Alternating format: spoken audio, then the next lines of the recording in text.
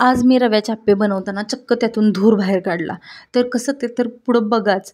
पण रव्याचे अप्पे बनवले होते. मी क्लिप घ्यायला विसरले होते, पण मिक्सरच्या भांड्यामध्ये मी रवा आणि आपलं दही आणि थोडंसं पाणी घालून मी फेटून घेतलं. मिक्सरला फिरवून थोडंसं घेतलं होतं आणि त्यानंतर ते 10 ते 15 मिनिटं रेस्ट करायला ठेवून दिलं होतं. तर हे आहेत रव्याचे अप्पे. ॲक्चुअली मी रव्याचे अप्पे खूप कमी वेळा बनवते. मोस्टली मी डाळीचे आणि तांदळाचे बनवते किंवा मग मिक्स डाळींचे असतात ते बनवते. कारण ह्यात इनो वगैरे भरपूर घालावा लागतो, तर नाही चांगलं वाटत ते. तर थोडे अर्धे वेगळे आणि अर्धे वेगळे असे बनवणार होते. अर्धे टोमॅटो कांदा घालून आणि अर्धे टोमॅटो कांदा न घालता बनवणार होते. माझा मुलगा खात नाही ते घातलेलं. बरेच मुलं खात नाहीत. तर त्याच्यासाठी आधी बनवणार होते. थोडे ड्रॉप टाकून घेतले भांड्यांमध्ये आणि त्यानंतर ते पीठ टाकलं.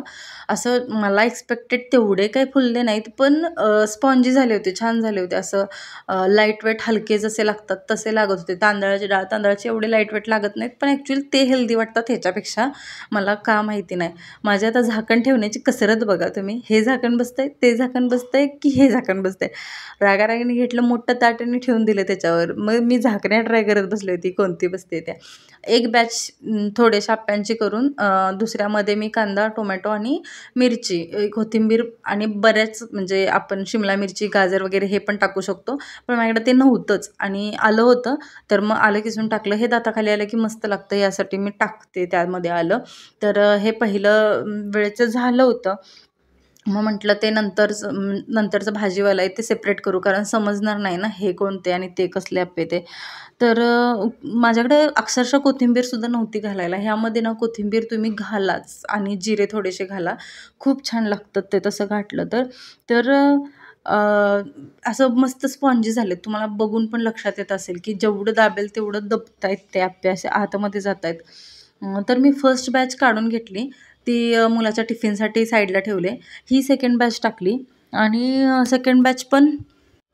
सेकंड बॅच होईपर्यंत ना थोडं म्हणजे मला कंटाळा आला होता. माझे पाय दुखायला लागले होते. हे प्रकरण ना मला जास्त आवडत नाही. कारण डोसे एक वेळ परवडले, इडल्या तर एक नंबर. फक्त भांड्यात पीठ टाकायचं आणि बाहेर जाऊन बसायचं निवांत. होतायत त्यांच्या त्या. ते डोसे पण काढा, टाका, काढा, टाका, काढा अशा. आणि हे अप्पे तर अजिबात ही कन्सेप्ट मला आवडत नाही. का तर इतके हात भाजतात ना, इतके चटके बसतात ना हे अप्पे करताना. बापरे! ते प्रत्येक अप्पे ते एकदा टाकेपर्यंत बॅटर, परत नंतर ते पलटवेपर्यंत इतका हात गरम होतो ना. पण खायचं आहे म्हटल्यावर करायला पाहिजे. त्यात माझा उपवास होता. मी हे खाणार नव्हते. जसं व्हायला पाहिजे ते अप्पे मला एक्सपेक्ट होते तसे काही झाले नाहीत.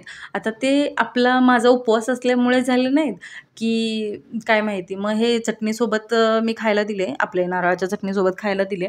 आणि ह्या बॅचला मला असला कंटाळा आला होता ते अप्पे बनवायचा. तर मी मस्त त्यात बॅटर जे शिल्लक राहिलं होतं ते सगळं पातेलं पुसून सगळं टाकून दिलं आणि बाहेर जाऊन बसले रात्रीच्या मॅचच्या हायलाईट बघत. आणि हे प्रकरण जे बघताय तुम्ही हे त्यानंतरच घडलं. असा धूर निघाला अप्प्यांमधून, काळे काळे किट्ट झाले. आणि मी माझ्यासाठी खिचडी बनवली होती साबुदाण्याची. तर ती इतकी छान झाली होती की माझा मोह आवरला नाही तुम्हाला दाखवण्यासाठी, म्हणून एक छोटीशी क्लिप घेतली लास्ट नंतर. आणि माझा व्हिडिओ आवडला असेल तर लाईक, शेअर आणि सबस्क्राईब करा आणि कमेंट करा.